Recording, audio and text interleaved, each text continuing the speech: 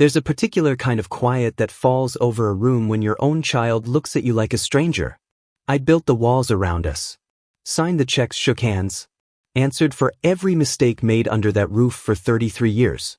And when the moment finally came, at a party thrown in my honor, no less, she said something I never thought I'd hear from anyone, let alone her. Nobody moved. Nobody said a word. I just stood there holding a glass of champagne I no longer wanted, waiting to see who'd look away first. My name's Walter Hale, 64 years old. I've lived in Dayton, Ohio my whole life, in the kind of houses you build slowly instead of just buying outright. Back in 1991 I started a company out of a rented warehouse. 2 employees, 1 forklift that only ran half the time. Hale Supply Company. We distributed HVAC parts to commercial contractors. 33 years later, we were moving product across 4 states. My wife Carol passed 6 years ago. 31 years of marriage. I never remarried. Never really wanted to, if I'm honest. Our daughter Emily is 38 now. She married a man named Derek Voss 9 years back, and for most of that time, I liked him. Trusted him with things I don't hand over easily, invoices, vendor relationships, eventually the floor itself. I'm telling you this entire not for sympathy. I'm telling you so you understand exactly what I spent 3 decades building, and exactly who was standing closest to it when it started disappearing. I didn't start that company alone, for what it's worth. My father lent me $40,000 against his own retirement in the spring of '91, and I don't think I ever once heard him ask when he'd get it back. I took that money and a partner, a wiry, restless guy named Ray Kessler, somebody I'd known since high school, the kind of trust you only get from someone who's seen you at your absolute worst. We rented a warehouse off Route 4 with a leaking roof and a phone line that worked maybe half the day, and split everything down the middle starting with the very first invoice. Ray ran sales and relationships, remembered a contractor's birthday without writing it down, that sort of man. Kept the books. Did it by hand long after everybody else had moved on to software. 15 years, that arrangement held up better than most marriages I've watched come apart. In 2006, Ray came to me with something. He wanted out. Not out of the friendship, out of the business. He'd fallen for a woman down in Charlotte and wanted something smaller, quieter, closer to her family. We didn't fight about it. Sat at my kitchen table, same one that's still in my house today, and wrote our own buyout agreement by hand before either of us thought to even call it a contract. He took his share out in cash over 4 years. I kept the company. And buried in a clause that neither of us figured would ever matter again, Ray held onto a right of first refusal if the company was ever sold, restructured, or moved outside the family. A courtesy between old partners. Nothing more. Or so I believed, for 18 years. After that it was just me. Hale Supply outlasted 3 recessions and 2 roof replacements, supplying contractors from Cincinnati to Columbus to Fort Wayne, eventually running 40 trucks a week out of a facility 3 times the size of that first leaking warehouse. I raised Emily mostly on my own after Carol died, poured whatever wasn't going into the business straight into her private school, a wedding I paid for outright, a down payment on her first house I never once brought up again, not even the winter money got tight. When she married Derek, I welcomed him the way you welcome someone your daughter chose. Gave him real responsibility over the years. He was sharp, quick with numbers. Learned the vendor contracts faster than some people I'd trained for a decade. 2 years ago I had a stroke. Tuesday morning in March, right at my desk, pen still in my hand. Mild, the doctors said, and mostly I did recover. Speech within weeks, memory within months, though my balance never quite came all the way back. But for those first months, Derek stepped in and ran the daily floor operations. I let him. Gratefully even because the alternative was watching 33 years of work stall out while I got better. I didn't think of it as handing anything over. I thought of it as family doing what family does when a man can't trust his own hands to sign a check yet.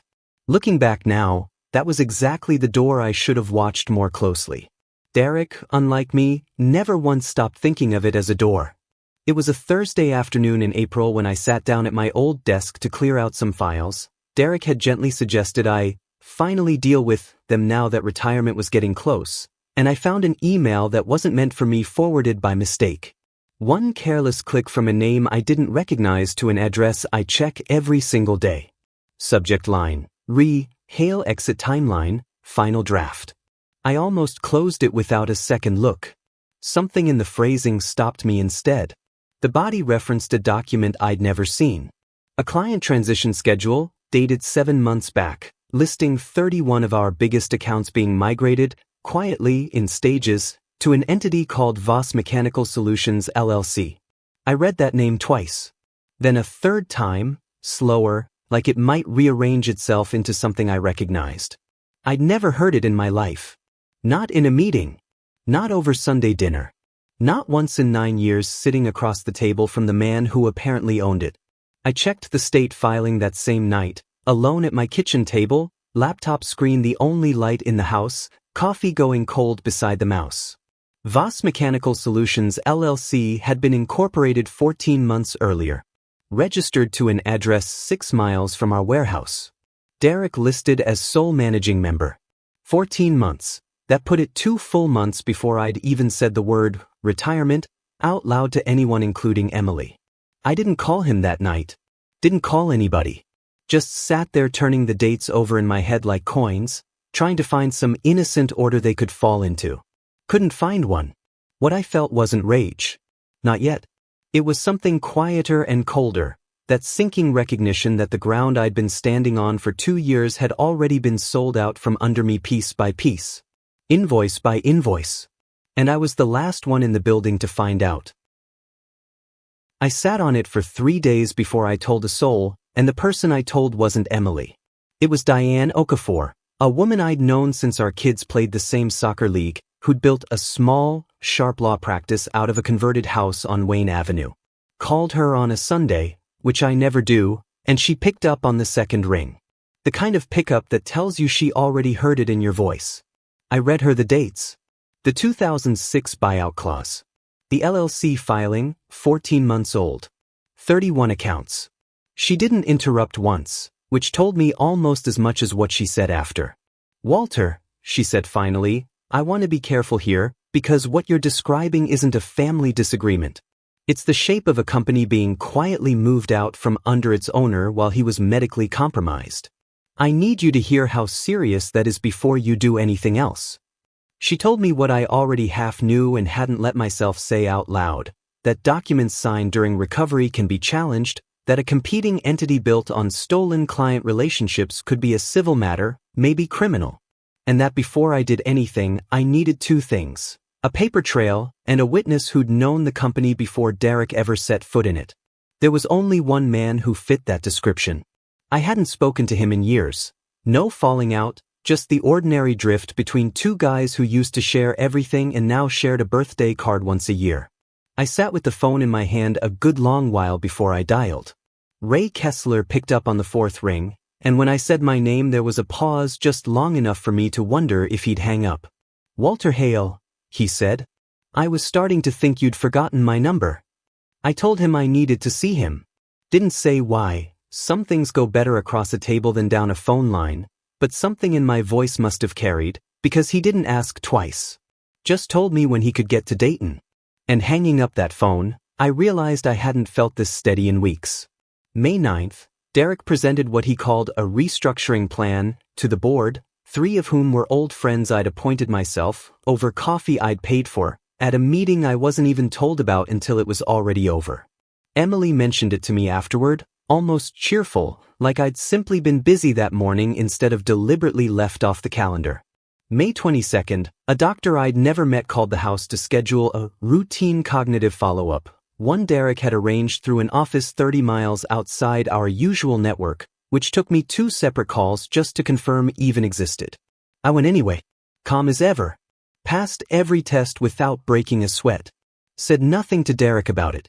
Just wrote the date down in a notebook I'd started keeping.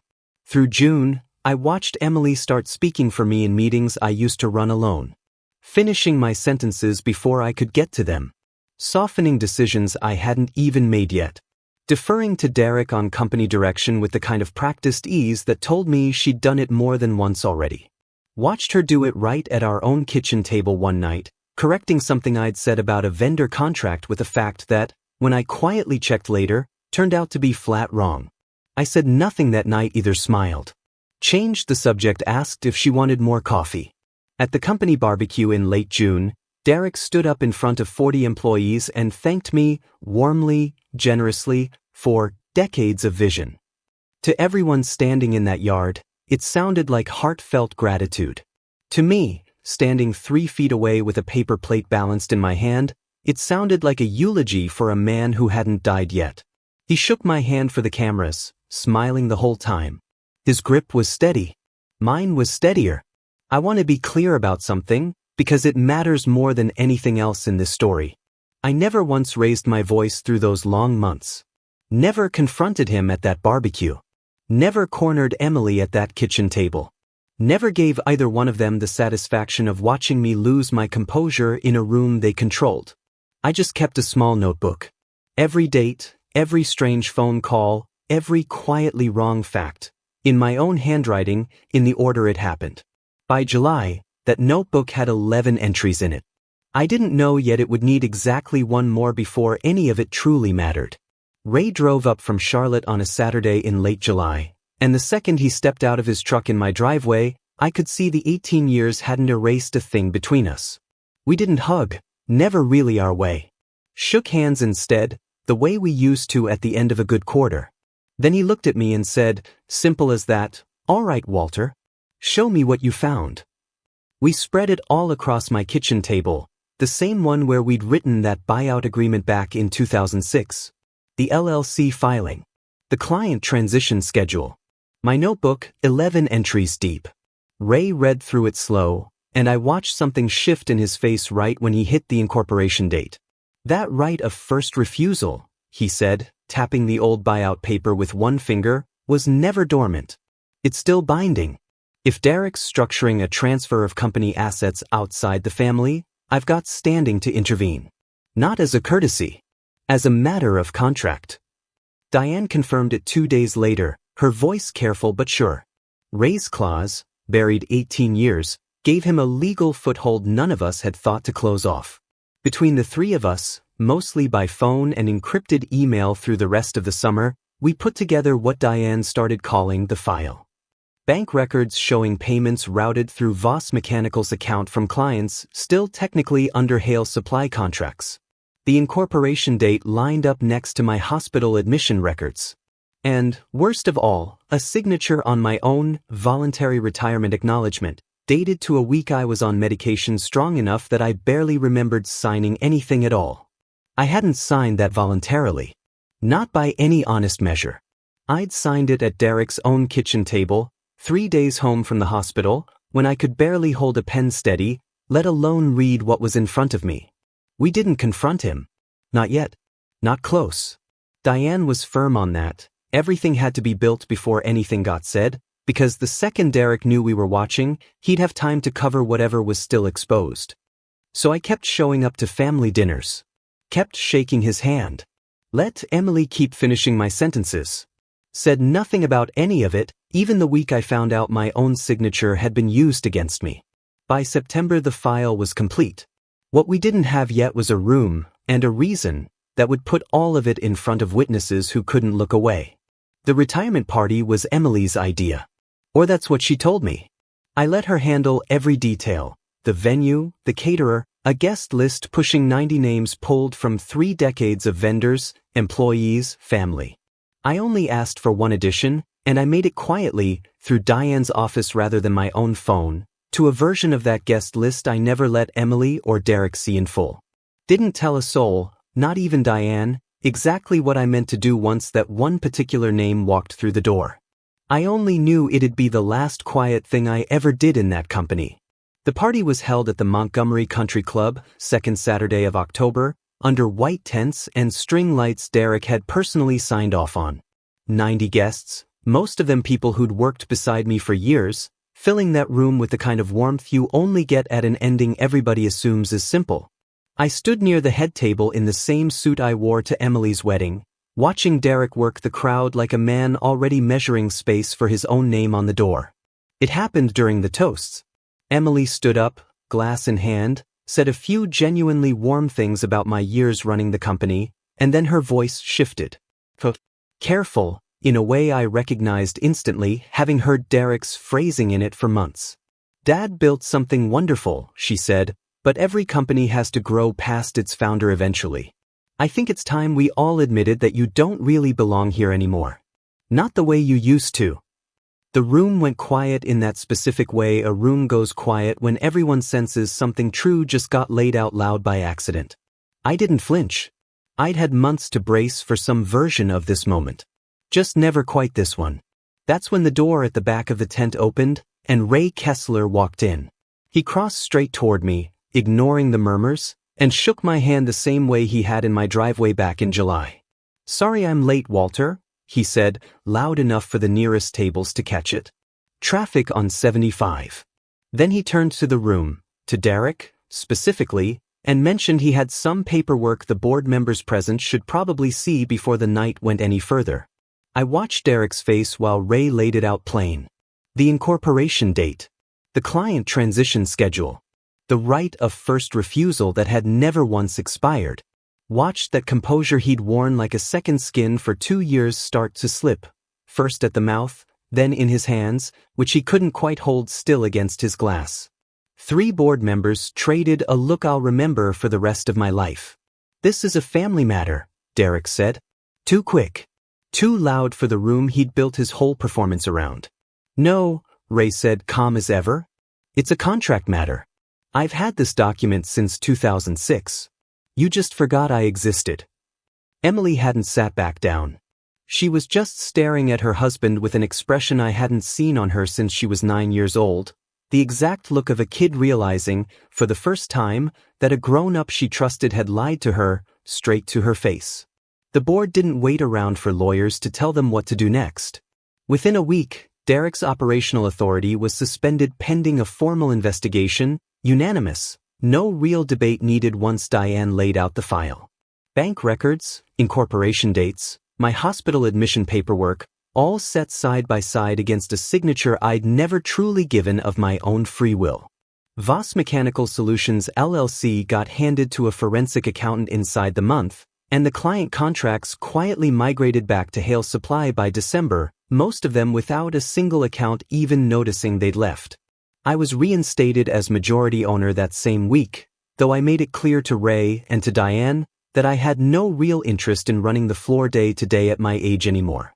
Instead, I moved the succession conversation somewhere Derek could never reach it again, toward Marcus Reyes, our operations manager of 19 years, a steady man who never once needed a title to earn my trust. Emily didn't speak to me for 3 full weeks after that party. When she finally called, one evening in November, her voice was smaller than I'd heard it since she was a girl. Said she hadn't known everything. Only pieces, fed to her carefully, one at a time. I believe her. Mostly. We're still rebuilding something, slow, the way you rebuild anything that's been quietly hollowed out from the inside, carefully, and without pretending the damage wasn't real. Derek and Emily separated quietly in February after 9 years of marriage. I never asked for that outcome. I only ever wanted the truth to finally be seen by the people who needed to see it. People ask me sometimes if I regret not confronting Derek sooner. Not saying something that very first week I found the email. I don't. Rage announces itself and gives the other person time to prepare. Patience waits until the room is full of witnesses who can't unseen what they've just been shown. That's about the only lesson I'd pass along to anybody standing where I once stood. Document everything, say nothing, and let the truth arrive on its own schedule. Not yours. Last month I finally cleared out that same desk again. This time entirely by choice. In the bottom drawer I found the original loan document my father signed back in 1991, $40,000, his own careful handwriting. Right beside it, still paperclipped together after all this time, sat the LLC filing that nearly cost me everything. I didn't throw either one away. Some things are worth keeping around. Just to remember what they almost took from you.